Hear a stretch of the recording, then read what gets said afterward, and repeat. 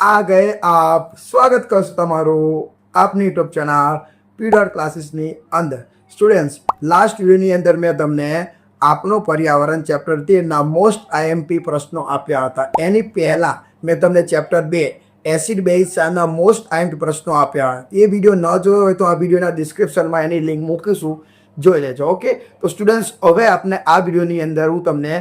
પહેલું ચેપ્ટર પ્રકરણ 1 સસ્તું અને સારું અને કરવા લાયક જ પહેલું ચેપ્ટર માનવ આ પહેલું ચેપ્ટર રાસાયણિક પ્રક્રિયા અને સમીકરણના મોસ્ટ આઈએમપી પ્રશ્નો આપું છું જો દેખો સ્ટુડન્ટ્સ મેં તમને આપણી આ ચેનલ પર પ્રકરણ 1 આખું ડિટેલ સાથે બનાવ્યું છે જો તમે જોયું હશે પણ ન જોયું હોય તો તમે એ વિડીયોને આખી પ્લેલિસ્ટ હું તમને મૂકી દઉં છું તમે જોઈ લો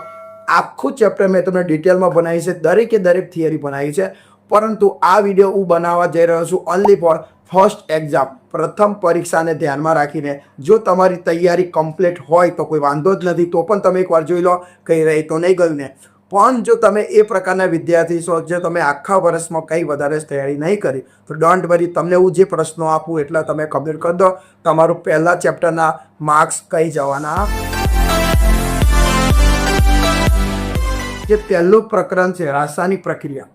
આ તો કરવું જ જોઈએ એનું કારણ છે કે ફર્સ્ટ એક્ઝામની અંદર ટોટલ 8 ચેપ્ટર પૂછાશે ખબર છે ને કયા 8 પૂછાશે બરાબર જુઓ રાસાયણિક પ્રક્રિયા અને સમીકરણ એસિડ બેઝ અને ક્ષાર ધાતુ અને અધાતુઓ જૈવિક ક્રિયાઓ નિયંત્રણ અને સંકલન પ્રકાશનું પરાવર્તન અને વક્રીભવન માનવ આંખ અને રંગબેરંગી દુનિયા અને લાસ્ટ આપનું ટોટલ આ ચેપ્ટર પૂછે તો પહેલું તો પૂછો છે કે પહેલું તો કરવું પડે કેમ પહેલા ચેપ્ટરમાં ઘણું બધું આવવાનું છે એટલા માટે તો દેખો સ્ટુડન્ટ્સ પહેલા ચેપ્ટરની વાત કરીએ તો એની અંદર કેવું છે કે તમારે દેખો ઓલરેડી આ ચેપ્ટરમાંથી 3 ગુણનો પ્રશ્ન પૂછાય છે પણ આ ફર્સ્ટ એક્ઝામ છે એટલે કંઈ કહી ના શકાય 2 ગુણના પણ પૂછી શકે અને 3 ગુણના પણ પૂછી શકે પણ હું તમને પ્રશ્નો નહીં આપી શકતો મેન ટોપિક આપી શકું છું કે ભાઈ તમે મેન ટોપિક જો કરશો ને તો એમાં શું થશે કે મેન ટોપિક તમે કમ્પ્લીટ કરેલા હશે ને તો એ મેન ટોપિક ડાયરેક્ટ પૂછ્યા હશે તો તમને આવડી જ જશે પણ જો એમાંથી કોઈ વિકલ્પ ખાલી જગ્યા ખરું ખોટું પૂછાય અથવા 2 માર્ક્સ પણ પૂછાય તો પણ તમારું કવરિંગ થઈ જશે તો જુઓ દેખો સ્ટુડન્ટ્સ સૌથી પહેલાં આ ચેપ્ટરની અંદર પહેલું જે ટોપિક છે જે ઇમ્પોર્ટન્ટ કહેવાય એ છે સમતોલિત સમીકરણ કરવા મતલબ તમને એક પ્રક્રિયા આપેલી હોય અને એ પ્રક્રિયા અસમતોલિત હોય અને એ પ્રક્રિયાને તમારે સમતોલિત કરવી પડે બરાબર ઉપર પ્રક્રિયા આપી હોય Fe+H2O Fe2O3 H2 આ પ્રક્રિયાને તબક્કા વાઇઝ તમે સમતોલિત કરો જે પેલા સોપાનવાળો જે પ્રશ્ન કહેવાય છે આ પહેલો કરવો જોઈએ ઓકે એમાં તમે કરો તમને બધું જ આવડી જશે બરાબર એક પ્રશ્ન છે જે 3 ગુણમાં પણ ડાયરેક્ટ પૂછાઈ શકે ને એમાંથી ઘણું બધું આવી શકે છે ત્યાર પછી બીજું કાંઈ તમારે કરવા જેવું નહીં ત્યાર પછી ડાયરેક્ટલી તમે રાસાયણિક પ્રક્રિયાના પ્રકાર પર આવી જાઓ બરાબર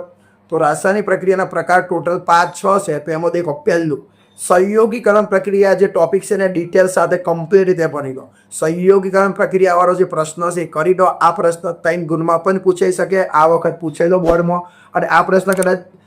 વિભાગ ડીની અંદર પણ પૂછાઈ શકે છે બરાબર એટલે પહેલો સંયોગીકરણ પ્રક્રિયા બધી જ પ્રક્રિયાઓ વ્યવસ્થિત લખી દો કમ્પ્લીટ રીતે કરી દો બરાબર સેકન્ડ વિઘટન પ્રક્રિયા પર એટલું જ ઇમ્પોર્ટન્સ છે જો સંયોગીકરણ ન પૂછાય તો વિઘટન 100% પૂછાય બરાબર વિઘટન પ્રક્રિયા આ બીજો થર્ડ સ્ટુડન્ટ છે વિસ્થાપન પ્રક્રિયા આ એક ઇમ્પોર્ટન્ટ કહેવાય વિસ્થાપન પ્રક્રિયા એકદમ ઇઝી છે અને આવડી જાય છે એ કરો જો તઈ થયા દ્વિવિસ્થાપન પ્રક્રિયા ના કરશો ચાલશે નહીં પૂછાય બરાબર પછી આવે છે આગળ વધીએ હવે તમારે કરવાની છે ઓક્સિડેશન પ્રક્રિયા એટલે કે ઓક્સિડેશન રિડક્સ એટલે રેડોક્સ જ ગણો ને રેડોક્સ પ્રક્રિયા ગણો એટલે કે તમે એમાં ઓક્સિડેશન પ્રક્રિયા પર વાંચી લો રેડોક્સ રિડક્શન પર વાંચી લો અને રેડોક્સ વાંચો એટલે બધું થઈ જશે તો તમારે કરવું જોઈએ રેડોક્સ પ્રક્રિયા મસ્ત છે કે જે પ્રક્રિયામાં ઓક્સિજન ગુમાવાય ને ઓક્સિજન દૂર થાય એને રેડોક્સ પ્રક્રિયા કહેવામાં આવે છે આ એક કરવું જોઈએ રેડોક્સ ત્યારબાદ ક્ષારણ પણ પૂછાઈ શકે છે ક્ષારણ આમ તો 3જા ચેપ્ટરનો છે પણ પૂછાઈ શકે છે ક્ષારણને એકવાર જોઈ લો અને લાસ્ટ ખોરાપણું આ તો કરવો જ પડે કે મેં ખોરાપણું એક ટૂંકનો જ છે આ ટૂંકનો તમને 4 ગુણમાં પણ પૂછાઈ શકે 3 ગુણમાં પણ પૂછાઈ શકે છે આટલું કર્યા બાદ સ્ટુડન્ટ જો તમારી જો ટાઈમ વધે તો જે સ્વાધ્યાય છે એ સ્વાધ્યાયની અંદર જે પેલી પ્રક્રિયાઓ આપેલી છે તમને સમીકરણ આપેલું હોય ગુજરાતીમાં એના પરથી તમારે એનું અંગ્રેજીમાં સમીકરણ બનાવવાનું અથવા તો કોઈ સમીકરણ આપેલું હોય અને તમારે સમતુલિત કરવાની એ જે પ્રક્રિયાઓ હોય ને એ પણ હું તમને આપું છું, એ પણ તમે જોઈ લેજો, એ પણ તમારે કરી દેવું જોઈએ. તો આ વિડીયોની અંદર, આ વિડીયોના ડિસ્ક્રિપ્શનમાં PDF સ્વરૂપે બધા જ પ્રશ્નો વ્યવસ્થિત મોકલી દઈશ. ઓકે, સાથે સાથે આ તમને સાદા પર તમારી સામે દેખાતા જ કયા કયા પ્રશ્નો પૂછાઈ શકે છે, બરાબર. એના એક્સ્ટ્રા પણ પ્રશ્નો મૂકી દઈશ, તો એ વ્યવસ્થિત કરી દેજો. આઈ હોપ તમને આ વિડીયો ગમ્યો હશે. વિડીયો ગમ્યો હોય તો વિડીયોને લાઇક કરી દેજો, ચેનલ સબસ્ક્રાઈબ કરજો અને મહેનત કરતા રહો. મળી હવે આવતા વિડીયોની અંદર.